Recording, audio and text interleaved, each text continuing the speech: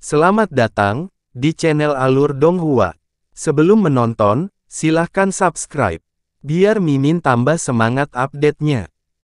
Yongan, hati-hati, jangan terburu-buru, hati-hati, hati-hati. Hehehe, Xiao Yongan menggerakkan anggota tubuhnya yang muda dan lembut saat dia dengan gesit merangkak melintasi sofa kayu, mengeluarkan tawa gembira dari waktu ke waktu. Xiao Lai mengawasinya dengan waspada dari samping. Satu-satunya ketakutannya adalah Xiao Yongan secara tidak sengaja terjatuh, tetapi selain itu, senyum lebar terlihat di wajahnya. Yongan benar-benar luar biasa. Dia bahkan belum berumur 2 bulan tapi dia sudah bisa merangkak dengan sangat cepat, kata Xiao Lingqi dengan kedua tangan bertumpu pada dagunya sambil tersenyum riang pada Xiao Yongan. Setiap kali tatapan Xiao Yongan beralih ke arahnya, dia tidak bisa menahan diri untuk tidak memasang wajah lucu yang menggemaskan ke arahnya. Mungkin 2 atau 3 bulan lagi, dia sudah bisa belajar berjalan, kata Xiao Lai sambil tertawa. Bagaimanapun, Xiao Yongan bukanlah anak biasa, ibunya adalah putri ras elf sehingga dia memiliki konstitusi dan bakat bawaan yang luar biasa. Pada saat ini, Xiao Lai sepertinya teringat sesuatu ketika desahan lembut keluar dari bibirnya. Dia bergumam pada dirinya sendiri dengan suara lembut, aku hampir tidak menyadarinya tapi beberapa bulan telah berlalu sejak kita meninggalkan Floating Cloud City. Masih tertinggal, Xiao Lai berkata sambil menatap Xiao Lingqi dalam-dalam, kamu tidak muda lagi. Sudah waktunya bagi Anda untuk mulai memikirkan tentang pernikahan. Dia tidak pernah menyangka Xiao Lai tiba-tiba menyuarakan hal seperti itu sehingga Xiao Lingqi benar-benar lengah saat dia berdiri di sana dalam keheningan yang tertegun. Setelah itu dia menjawab dengan hingar-bingar dan tergesa-gesa, aku tidak pernah memikirkan hal seperti itu, aku hanya memikirkan bagaimana cara menjagamu, ayah. Hoho, Xiao Lai tertawa kecil, anakku ini, kamu selalu terlalu berbakti dan kamu tidak pernah bisa berhenti memedulikan orang tua ini. Tahun-tahun di mana tubuhku tidak sehat benar-benar menjadi beban bagimu. Sudah hampir 8 tahun sejak CR pertama kali menikah, jika aku tidak segera menikahkanmu, aku khawatir ibumu di surga akan menyalahkanku sampai mati. Ada cukup banyak pria yang memperhatikanmu di kota kekaisaran iblis ini. Terlebih lagi, masing-masing dari mereka berasal dari latar belakang yang tidak biasa. Apakah ada di antara mereka yang menarik perhatian Anda? Jika ya, haruskah ayah membantu Anda memberitahukan hal ini? Tidak, tentu saja tidak. Xiao Lingqi buru-buru menggelengkan kepalanya. Saat dia begitu bingung hingga tidak tahu harus berbuat apa, Yunce datang dan menyapa mereka, kakek, bibi kecil. Kavaleri telah tiba dan Xiao Lingqi segera berdiri dan berkata, Cek kecil, apakah lukamu sudah pulih? Saya sudah pulih sepenuhnya dan saya baru saja mengajak Linger berkeliling kota, kata Yunce sambil tersenyum. Setelah itu, dia mengulurkan tangan ke arah Xiao Yongan, Yongan, biarkan paman memelukmu. Wahahaha, saat Yunce mengulurkan tangannya, tawa yang sangat riuh dan kasar terdengar dari luar. Ambisi terbesar di bawah langit muncul dengan angkuh, wajahnya kemerahan dan bersinar, dengan seekor kuda kayu kecil di tangannya, cucuku yang patuh, kakekmu datang menemuimu. Lihatlah hadiah bagus yang dibawakan kakekmu untukmu hari ini. Suara ambisi terbesar di bawah langit bisa dikatakan menggemparkan dunia. Begitu dia mendengarnya, Xiao Yongan berhenti merangkak, bibirnya melengkung sebelum dia tiba-tiba mulai menangis. Nomor 7 di bawah langit mendengar suara tangisan dan langsung terbang. Dia menggendong Xiao Yongan dan segera mulai menenangkan dan memanjakannya. Dia juga tidak lupa memarahi ambisi terbesar di bawah langit, ayah. Ini sudah yang ke-8 kalinya. Apakah akan membunuhmu jika diam saat kamu datang?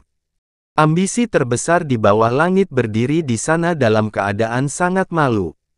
Dia tertawa sedih pada Xiao Lai sebelum berbicara, kawan, maukah kamu melihat kenanganku ini? Oh, cucuku yang patuh, jangan menangis, jangan menangis. Kakekmu pasti akan lebih pendiam lain kali. Yunce tertawa dan menggelengkan kepalanya saat menyaksikan adegan ini. Setelah itu, dia berjalan ke sisi Xiao Lingqi dan berkata, "Bibi kecil, ayo keluar dulu. Kebetulan ada sesuatu yang ingin kubicarakan denganmu." Saat kedua orang itu berjalan keluar halaman, Yunce mengamati keadaan Xiao Lingqi saat ini dan bertanya dengan curiga, "Lingqi, sepertinya ada sesuatu yang ada dalam pikiranmu." "Ayah, dia mungkin rindu kampung halaman," kata Xiao Lingqi dengan suara muram. "Rindu kampung halaman ya," kata Yunce sambil menganggukkan kepalanya, "sebenarnya, aku juga tahu. Kakek selalu mempunyai perasaan mendalam terhadap Floating Cloud City dan kali ini dia meninggalkannya ke tempat yang begitu jauh dan untuk jangka waktu yang lama juga. Yunce juga membawanya ke Blue Wind Imperial City beberapa tahun yang lalu dan Xiao Lai dirawat langsung oleh Chang Yue. Segala sesuatu di sana 100 kali lebih baik daripada kota awan terapung yang kecil itu, namun pada akhirnya, dia tidak tinggal terlalu lama dan bersikeras untuk kembali ke kota awan terapung, meskipun tempat itu menyimpan banyak kenangan buruk baginya. Sekarang dia telah berada di alam iblis ilusi selama beberapa bulan terakhir, meskipun dia telah mencoba yang terbaik untuk menutupinya, Yunce masih bisa mengatakan bahwa kerinduannya akan kampung halamannya semakin berat seiring berjalannya waktu. Seolah-olah ada sesuatu yang tidak dapat dia pisahkan di Floating Cloud City. Sebenarnya, daripada mengatakan ayah sentimental terhadap kota awan terapung, lebih baik mengatakan bahwa dia tidak bisa melupakan ibuku, kata Xiao Lingqi dengan suara lembut. "Ibumu?" Yunce bertanya dengan suara tertegun. Xiao Lingqi belum pernah melihat ibunya, karena ibunya telah meninggal tidak lama setelah Xiao Lingqi lahir. Dia mungkin pernah melihatnya sebelumnya tetapi pada saat itu, dia baru berusia 1 tahun, jadi pada dasarnya dia tidak memiliki kesan tentangnya dan dia bahkan tidak meninggalkan garis kabur dalam ingatannya. "Meskipun saya belum pernah bertemu ibu saya tahu bahwa hubungan antara orang tua saya sangat baik. Semua barang peninggalan ibuku dijaga baik-baik oleh ayah. Dia mengajak mereka keluar untuk melihatnya hampir setiap hari dan setiap kali dia pergi mengunjungi makam ibu saya, dia pasti akan berdiri di depan nisan ibu saya dan berbicara dengannya untuk waktu yang sangat lama.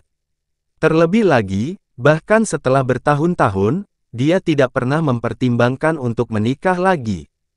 Yunce sebenarnya sangat menyadari semua hal ini dan dia bahkan mengerti di dalam hatinya bahwa jika bukan karena fakta bahwa Xiao Lai harus merawat Yunce yang berusia 1 tahun dan Xiao Lingqi yang baru lahir, dia mungkin benar-benar menemaninya sampai ke kubur.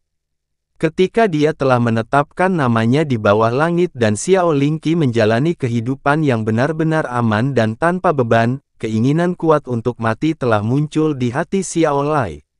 Alasannya adalah karena dia tidak lagi memiliki sesuatu yang perlu dikhawatirkan, jadi dia akhirnya bisa pergi ke dunia lain untuk menemani mendiang istrinya.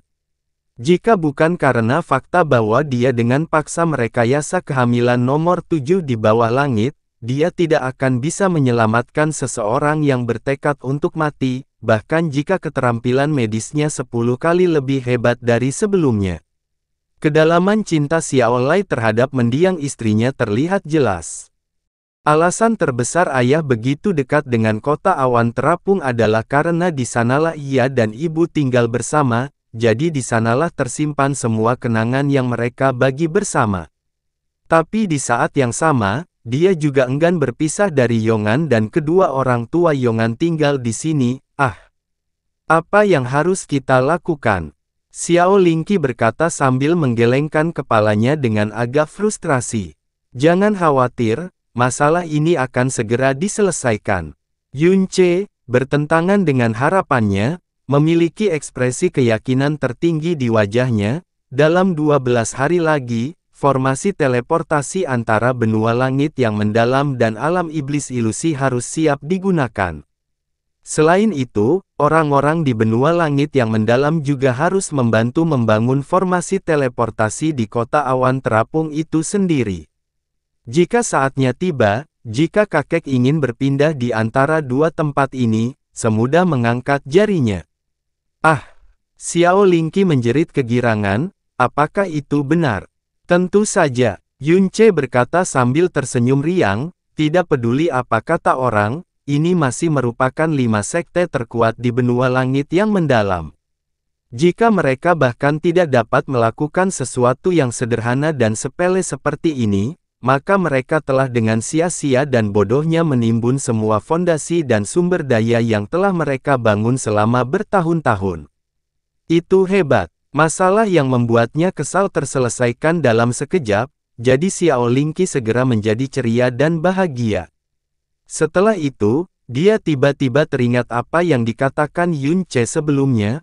Oh benar, Ce kecil, kamu bilang ada sesuatu yang ingin kamu bicarakan denganku. Apa itu? Yun Ce memikirkannya sejenak dan akhirnya memutuskan untuk langsung keluar dan mengatakannya secara langsung. Beberapa bulan yang lalu, Xuan Yuan Wentian menggunakan metode khusus untuk mencuri tubuh Fen Juechen. Sejak saat itu, keduanya benar-benar ada dalam satu tubuh.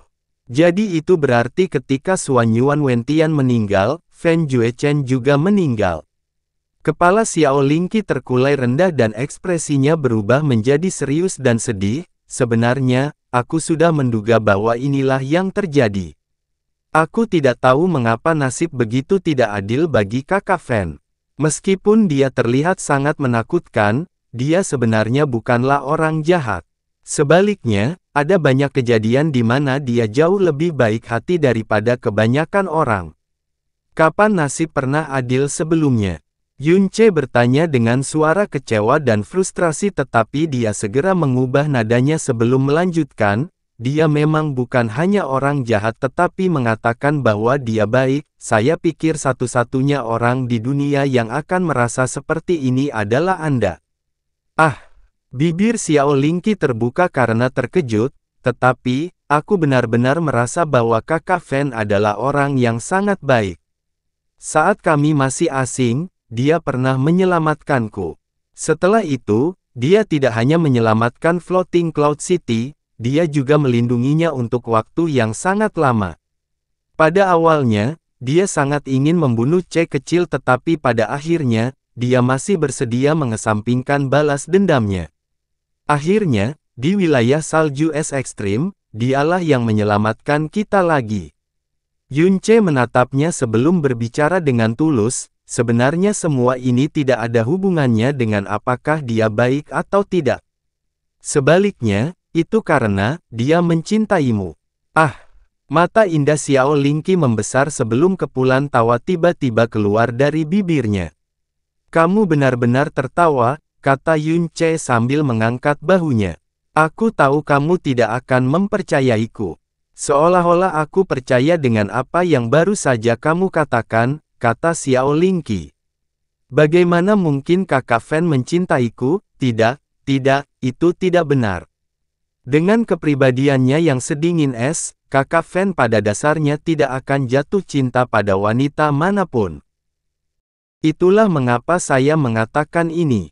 Kamu jelas sudah sangat besar sekarang tetapi kamu masih murni seperti anak kecil. Fragmentasi jiwanya yang disebabkan oleh teknik reinkarnasi terlarang menyebabkan kepribadian Fen Juechen menjadi sangat menyendiri dan ekstrim. Dia sangat bangga dan ini adalah sesuatu yang Yun Ce saksikan di Blue Wind Mendalam Palace. Jika dia membenci seseorang, tentu saja itu akan menjadi kebencian yang ekstrim.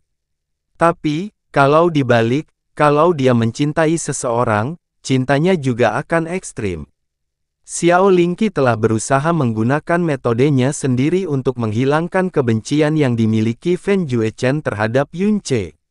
Dia telah berhasil tetapi dia tidak tahu bahwa ini tidak ada hubungannya dengan betapa brilian atau unggulnya metodenya. Dia berhasil karena dialah satu-satunya orang di dunia ini yang bisa sukses. Ini termasuk dia yang tidak sembarangan membunuh orang-orang yang tidak bersalah meski dirasuki oleh energi kegelapan yang dalam, melindungi kota awan terapung dan menyelamatkan mereka di wilayah salju es ekstrim. Semua hal ini tidak ada hubungannya dengan apakah dia baik atau tidak. Sebaliknya, semuanya ada hubungannya dengan satu orang, Xiao Lingqi. Xiao Lingqi tidak pernah benar-benar memahami Fen Juechen, karena Fen Juechen di depannya dan Fen Juechen di depan orang lain adalah dua orang yang sangat berbeda. Tidak peduli seberapa kuat seorang pria, pasti ada wanita yang menjadi kelemahan terbesar dalam hidupnya. Xiao Lingqi adalah kelemahan Fen Juechen, tetapi pada saat yang sama, hal itu juga memungkinkan dia, seseorang yang telah mengorbankan jiwanya pada kegelapan, untuk mendapatkan keselamatan di akhir hidupnya. Paling tidak, dia tidak membawa kebencian atau histeria apapun dalam jiwanya saat kebencian itu memudar. Sebaliknya, kematiannya sangat damai dan tenteram. Hanya saja Xiao Lingqi sama sekali tidak menyadari semua hal ini. Seorang anak, mulut Xiao Lingqi cemberut saat dia berbicara dengan suara tidak puas, "Ah, kamu orang yang kurang ajar. Aku bibi kecilmu, kamu tahu. Di depanku, kaulah yang masih anak-anak. Hanya ketika kita berada di depan kakek barulah kamu menjadi bibi kecilku. Tapi saat ini, kamu hanyalah Lingqiku." Yunce tiba-tiba berbalik dan memeluk Xiao Lingqi. Saat dia memekik kaget, dia menekannya ke dinding di dekatnya, tubuhnya perlahan tenggelam ke dalam dada lembutnya. "Ah, C kecil, kamu, apa yang kamu lakukan?" Xiao Lingqi tanpa sadar mundur ke belakang saat dia bertanya dengan suara penuh energi gugup. Yunce perlahan mendekatkan wajahnya ke wajahnya saat napasnya dengan lembut menyentuh pipinya. "Saat aku memasuki ruangan tadi, aku mendengar kakek berbicara denganmu tentang pernikahan, tahu? Tidak mungkin, kamu benar-benar akan menikah dengan orang lain, kan?" "Itu benar." Xiao Lingqi memutar matanya yang indah sebelum berbicara dengan ekspresi tulus di wajahnya, "Aku sudah berusia 23 tahun ini. Jika aku tidak segera menikah, tidak akan ada lagi orang yang menginginkanku." "Kamu tidak diperbolehkan," kata Yunce saat ekspresinya semakin serius. "Kamu tidak diperbolehkan menikah dengan siapapun. Kamu juga tidak diperbolehkan menyukai orang lain." Xiao Lingqi memalingkan wajahnya, "Aku tidak diperbolehkan menikah dengan orang lain, ya. Lalu apakah kamu akan menikah denganku? Kamu akan menikah denganku." 8 tahun yang lalu, dia mengatakan hal yang sama ketika di hari pernikahannya dan Xia Qingyue. Hanya saja perasaan yang diungkapkan dalam kata-kata itu sudah lama mengalami perubahan halus. "Jika kamu bukan bibi kecilku, aku pasti akan menikahimu," kata Yunce, tersenyum tipis sambil menatap matanya. Pada hari itu juga dia dan Xiao Lingqi berbaring saling berhadapan sambil menonton bintang, meskipun itu adalah malam pernikahannya dan Xia Qingyue. Yunce pada saat itu belum mampu menahan emosinya, jadi dia mengucapkan sumpah yang sama persis. Ini adalah kata-kata yang tidak pernah dilupakan oleh Xiao Lingqi. Dia menatap Yunce dengan mata kosong yang dengan cepat menjadi berkabut. "Dan saat ini, kamu bukan lagi bibi kecilku, melainkan Lingqiku," kata Yunce sambil tersenyum tipis. Xiao Lingqi dengan lembut menggigit bibir bawahnya saat tubuhnya sedikit gemetar. "Kalau begitu, apakah kamu berani memberitahu ayah bahwa kamu ingin menikah denganku?" "Saya tidak berani. Saya tahu Anda tidak akan berani melakukannya," Xiao Lingqi berkata dengan suara kecil. "Aku memang tidak berani melakukannya sekarang tapi segera," kata Yunce sambil senyuman kecil dan misterius muncul di wajahnya. "Aku akan segera bisa mengatakan hal seperti itu secara terbuka dan berani di depan kakek." "Ah!" Mata indah Xiao Lingqi berbinar, "Segera.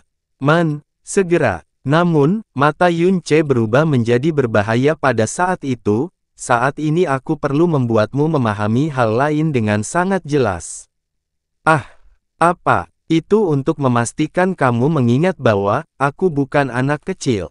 Ah! Saat teriakan kaget Xiao Lingqi keluar dari mulutnya, bibirnya yang harum telah dicium dengan paksa oleh Yun Ce. Semua tangisnya seketika berubah menjadi rintihan lemah. Pada awalnya, dia masih berjuang secara tidak sadar tetapi segera setelah itu, perjuangannya semakin melemah, sampai seluruh tubuhnya meleleh di dada Yun Ce. Dia dengan lembut menutup mata indahnya dan membiarkannya melakukan apa yang dia inginkan. Yun Ce dengan ringan mengangkat tangannya dan dengan keterampilan dan keakraban yang ekstrim, dia membuka kancing ikat pinggangnya dan kancing giok di pakaiannya. Tangannya meliuk-liuk di dalam jubahnya, langsung melewati jubah dalamnya. Ia memanjat pinggang ramping dan ramping itu sebelum berpegangan pada gundukan salju yang lembut, montok, dan lembut. Terkesiap kaget keluar dari bibir Xiao Lingqi, mata indahnya langsung melebar. Tempat ini masih berada di sepanjang jalan kecil yang melintasi rumah keluarga Yun, sehingga cahaya terang dan indah masih menyinari tubuh mereka. Dia tidak pernah mengira Yun Ce akan begitu berani di tempat ini. Dia segera lolos dari bibir Yun Ce yang bertanya-tanya, terengah-engah saat alisnya yang ramping dan halus bergetar ringan karena energi gugup. Tapi dia tidak bisa berjuang untuk melepaskan diri dari tangan iblis yang mengamuk di dalam pakaian dalamnya. Sepasang gundukan batu giok lembut dan bersalju yang biasanya dia terlalu malu untuk menyentuhnya sedang dimainkan dan dicubit dengan beberapa cara berbeda. Saat ini, apakah kamu masih akan mengatakan bahwa aku adalah anak kecil? Yun Ce berbisik ke telinganya. Xiao Lingqi membenamkan kepala kecilnya di dadanya. Wajahnya yang lembut ternoda merah sepenuhnya. Dia tidak berani menatap mata Yun Ce dan rengekan kecil yang menyerupai binatang kecil dan tidak berbahaya keluar dari bibirnya. Ce kecil, kamu telah menjadi sangat buruk, ah. Saat dia menjerit kaget lagi, Yun Ce telah mengangkat pakaian dalamnya, langsung memperlihatkan payudaranya ke udara. Meskipun tidak penuh dan montok, namun tetap halus dan tanpa cacat seperti batu giok, sepertinya Xiao Lingqi sedang memegang dua mangkuk batu giok putih berkilau di depan dadanya. Ah, jangan, Xiao Lingqi menutupi dadanya dengan tangannya dengan bingung saat dia dengan cemas mengintip ke sekeliling, itu akan dilihat oleh orang lain. Bagaimana mungkin ada orang yang lolos dari persepsi spiritual Yun Ce? Dia menyeringai seperti serigala jahat yang akan menelan seekor domba kecil yang tak berdosa, jangan khawatir tentang itu. Jika ada yang berani melihat, aku tidak punya pilihan selain menggali. Sebelum dia selesai berbicara, dia tiba-tiba merasakan tatapan yang datang dari belakangnya menyapu tubuhnya. Dia langsung berbalik seperti kilat, menatap langit di belakangnya.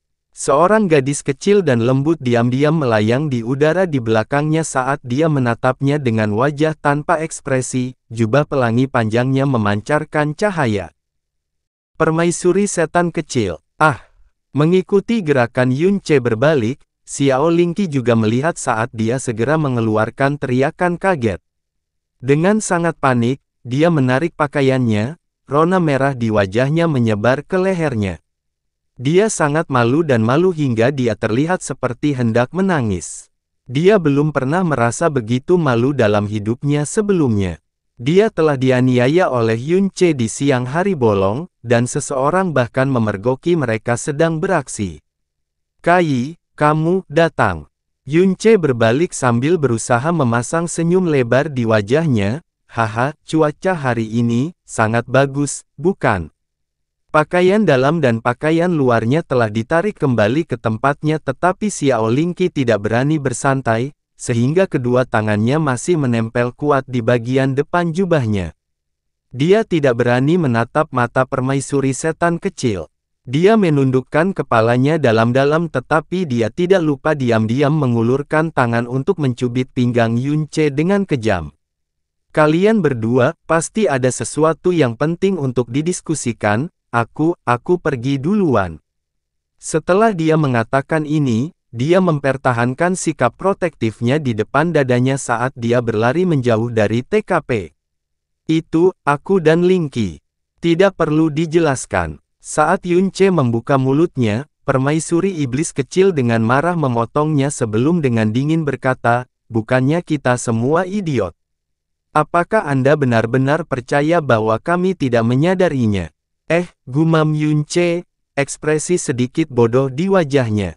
Saya datang hari ini untuk berbicara dengan Anda tentang dua hal, tampaknya tidak berbeda dari biasanya tapi Yunce bisa mendengar sedikit kemarahan dalam suaranya. Hal pertama adalah mengenai lokasi formasi teleportasi. Saya telah memutuskan untuk meletakkannya di halaman luar rumah keluarga Yun. Saya mempertimbangkan banyak lokasi lain tetapi ini adalah satu-satunya lokasi yang nyaman dan memberi saya ketenangan pikiran. Yunce memikirkannya sejenak sebelum menganggukkan kepalanya dengan penuh semangat, benar-benar. Istriku Kai masih yang paling pintar.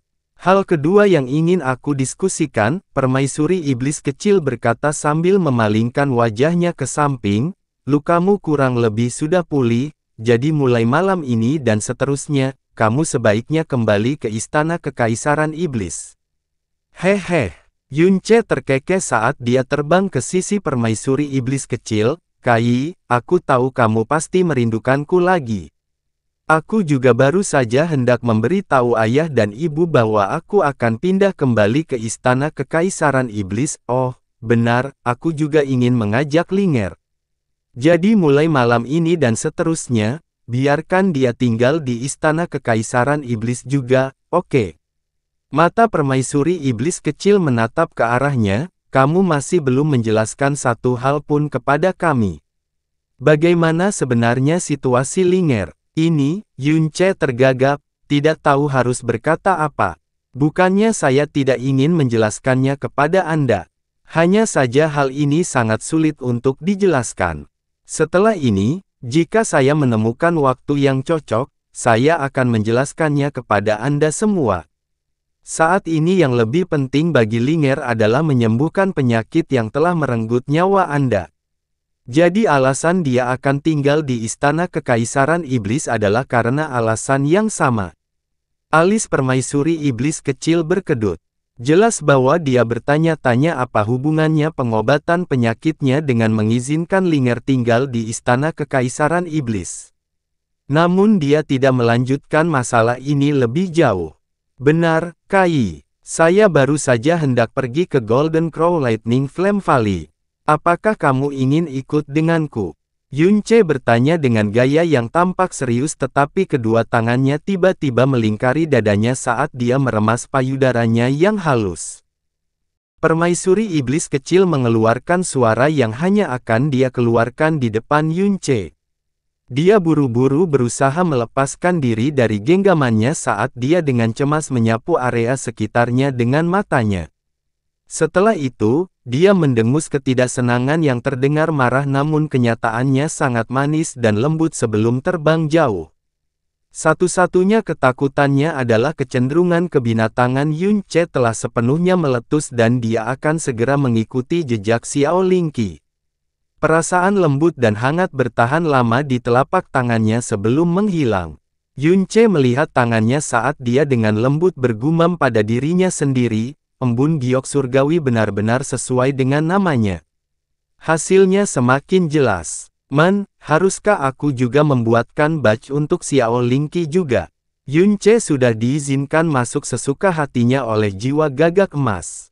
Tak satu pun dari keluarga Kaisar Iblis yang pernah memiliki hak istimewa ini dalam 10.000 tahun sejarah mereka, termasuk permaisuri iblis kecil.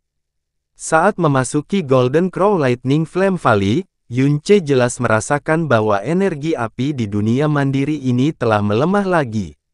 Sebagian besar gunung berapi yang terlihat sunyi. Bahkan banyak lava yang berhenti mengalir dan mengembun menjadi batu lava merah menyala. Yunce sangat menyadari alasan di balik ini. Sepanjang hidupnya, ia bertemu banyak orang penting yang telah mengubah nasibnya. Jiwa gagak emas adalah salah satunya. Ketika mereka pertama kali bertemu, itu memberi kesan pertama pada Yunce yang bermartabat, sombong, dan tidak masuk akal. Namun di kemudian hari, bantuan yang diberikan kepadanya selalu tanpa pamrih. Anda di sini. Ketika dia mencapai ujung dunia, sebelum Yunce belum memanggilnya, mata emas jiwa gagak emas telah terbuka di langit biru. Cahaya yang keluar dari mata emasnya berkobar dengan kekuatan yang tajam. Aura iblis di utara telah lenyap seluruhnya, tapi kamu bisa hidup kembali. Sepertinya keajaiban telah terjadi. Ya, Yunce mengangguk. Ini memang bisa disebut keajaiban. Sebelum pergi ke Azure Cloud Continent, saya sudah bersiap untuk mati. Namun bertentangan dengan ekspektasi saya secara tidak sengaja menerima kekuatan yang memungkinkan saya mengalahkan Xuan Yuan Wentian di sana. Energi kegelapan dengan jelas mencapai jalan ilahi alam manusia belum lama ini. Itu adalah kekuatan yang belum pernah ada di pesawat ini sebelumnya. Ketika Yang Mulia ini menyadarinya, awalnya aku berpikir bahwa dunia ini akan diselimuti oleh kegelapan yang dia ciptakan. Bahkan jika kamu dari 1 bulan yang lalu menyerahkan hidupmu dan dengan paksa menggunakan Hades, kamu tetap tidak akan bisa membunuhnya jika dia memiliki kekuatan pada level itu. Aku tidak menyangka kekuatanmu yang luar biasa akan mengalami transformasi sebesar ini dalam waktu singkat. Yang Mulia ini benar-benar ingin tahu keajaiban ilahi seperti apa yang Anda temui di benua Azure Cloud. Gadis aneh dengan mata berwarna-warni yang bermandikan lautan bunga udumbara Netherworld yang tak terbatas terlintas di benak Yunce. Sejujurnya, berdasarkan kekuatan keseluruhan, aku masih tidak bisa dibandingkan dengan Xuan Yuan Wentian. Hanya fisikku yang lebih kuat darinya. Alasan terbesar saya bisa menang adalah, saat dia berbicara, Yunce perlahan mengulurkan tangannya. Bola cahaya hitam setebal lubang hitam berdimensi bengkok dengan cepat mengembun di tengah telapak tangannya. Mata emas di langit tiba-tiba berkontraksi dan cahaya di seluruh dunia mulai berfluktuasi dengan hebat. Perubahan semacam ini berlanjut selama beberapa tarikan napas sebelum perlahan mereda. Namun, jiwa gagak emas tiba-tiba terdiam. Yunce menurunkannya dan cahaya kegelapan yang dalam langsung menghilang tanpa jejak. Dia melanjutkan berbicara, di suatu tempat di benua Azure Cloud, saya tiba-tiba menerima benih dewa jahat lainnya. Guru saya pernah mengatakan kepada saya sebelumnya bahwa ada total 5 benih dewa jahat, air, api, angin, petir dan tanah, dari 5 elemen dasar. Namun, yang saya terima di Azure Cloud Continent memiliki atribut kegelapan.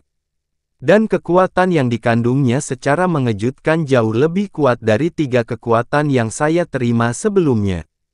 Bukan saja aku mampu sepenuhnya mengendalikan kekuatan kegelapan, bahkan energiku yang dalam pun meningkat hingga ekstrim. Dan karena benih kegelapan dewa jahat ini, seni mendalam utama Xuan Yuan, Illusory Devil Tome of Eternal Night, tidak berpengaruh sama sekali padaku. Dia hanya bisa melawanku dengan paksa menggunakan energi yang dalam dan pedangnya. Dengan keunggulan tubuhku dan honger menahannya, kami akhirnya bisa melenyapkannya, tapi aku masih belum mengerti, kenapa dewa jahat memiliki benih dengan elemen kegelapan. Meskipun saya tidak memiliki terlalu banyak pemahaman tentang era primordial, setidaknya saya tahu bahwa energi gelap yang dalam adalah kekuatan yang ditolak oleh ras dewa hingga hampir mencapai kebencian. Itu bahkan tidak seharusnya muncul pada dewa. Dalam semua catatan dan legenda tentang dewa jahat, tidak disebutkan bahwa dia memiliki energi kegelapan yang dalam. Jiwa Golden Crow tetap diam saat Yunce merasakan kejutan dari udara yang menjadi heboh. Yunce terus berbicara. Saat aku bertanya mengapa bola asal iblis penguasa iblis pembantaian bulan cocok dengan pembuluh darahku yang dalam, kamu bilang kamu juga tidak tahu. Namun setelah itu, ada saat ketika Anda mulai berbicara tetapi ragu-ragu. Apakah itu, tentang dewa jahat yang memiliki energi kegelapan yang dalam? Apakah kamu tahu sesuatu tentang itu? Memiliki urat nadi dewa jahat namun tiba-tiba mendapatkan apa yang disebut energi kegelapan, terlarang, membuat Yunce haus akan jawaban. Tidak, Soal dewa jahat yang memiliki energi kegelapan yang dalam, lupakan yang mulia ini, bahkan dewa gagak emas pun tidak mengetahuinya. Juga tidak ada rumor seperti itu selama era para dewa. Karena mampu mengendalikan energi kegelapan yang dalam adalah kemampuan yang dimiliki iblis. Mustahil bagi dewa untuk memperoleh energi kegelapan bahkan jika seseorang menginginkannya. Yang mulia ini ragu-ragu untuk berbicara saat itu karena satu-satunya cara yang mungkin terpikirkan oleh bangsawan ini untuk menggabungkan bola asal gelap ke dalam pembuluh darah yang dalam adalah bahwa asal mula kegelapan yang sangat kuat sudah ada di pembuluh darah yang dalam. Aku tidak menyangka itu. Suara jiwa gagak emas berhenti, seolah masih belum bisa sepenuhnya menerima kenyataan ini. Ini berarti bahwa ketika dewa jahat masih hidup, dia telah menyembunyikan fakta bahwa dia memiliki energi kegelapan yang dalam selama ini. Itu tidak mengejutkan, mengingat betapa para dewa sangat membenci iblis. Jika mereka mengetahui bahwa dewa jahat memiliki energi kegelapan yang sangat kuat, dia akan ditolak dengan keras, kata Yunce. Dia sudah menebak hal ini saat pertama kali menerima benih kegelapan di bawah tebing ujung awan. Jiwa gagak emas tetap diam. Bukankah begitu? Reaksi jiwa Golden Crow sedikit mengejutkan Yunce. Seharusnya begitu, jawab jiwa gagak emas dengan lemah. Meski sudah berusaha semaksimal mungkin untuk menutupinya, tetap saja terlihat agak tidak wajar. Dewa jahat memberikan bantuan besar kepada gagak emas, Phoenix, dan Dewa Naga, dan dapat menganggap kita sebagai temannya. Tetapi bahkan mereka tidak tahu bahwa dewa jahat memiliki energi kegelapan yang dalam. Saya khawatir tidak ada seorang pun di seluruh era primordial yang mengetahuinya. Untuk bisa menyembunyikan kekuatannya sendiri dengan begitu sempurna, di seluruh dunia, hanya dewa jahat yang bisa melakukannya, dan itu disembunyikan selama 5 miliar tahun penuh.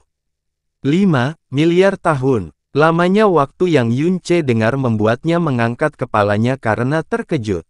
Dia hampir tidak bisa mempercayai telinganya sendiri. Dari akhir era para dewa hingga saat ini, jutaan tahun telah berlalu. Bagi Anda manusia, jutaan tahun adalah waktu yang sangat lama. Namun bagi mereka yang berasal dari era para dewa, itu hanya sekejap saja, kata jiwa gagak emas. Apakah kamu baru saja mengatakan bahwa dewa jahat hidup selama, setidaknya 5 miliar tahun? Seru Yunce. Waktu dari dua kehidupannya yang digabungkan hanya sekitar 50 tahun dan itu telah membuat hidupnya jauh lebih memuaskan dan menyenangkan daripada kehidupan orang-orang biasa. Dia tidak dapat memahami waktu 5 miliar tahun, 5 miliar tahun kehidupan, konsep seperti apa itu. Dia lahir di awal Primal Chaos.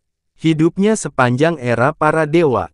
Ia menyaksikan lahirnya era para dewa, reproduksi dan kemakmurannya, serta ia juga menyaksikan kehancuran era para dewa. Meskipun dia memiliki kepribadian yang eksentrik, hal-hal yang dia lakukan selalu terhormat. Tidak diragukan lagi bahwa dia bukan hanya dewa terkuat, dia juga dewa yang sangat agung.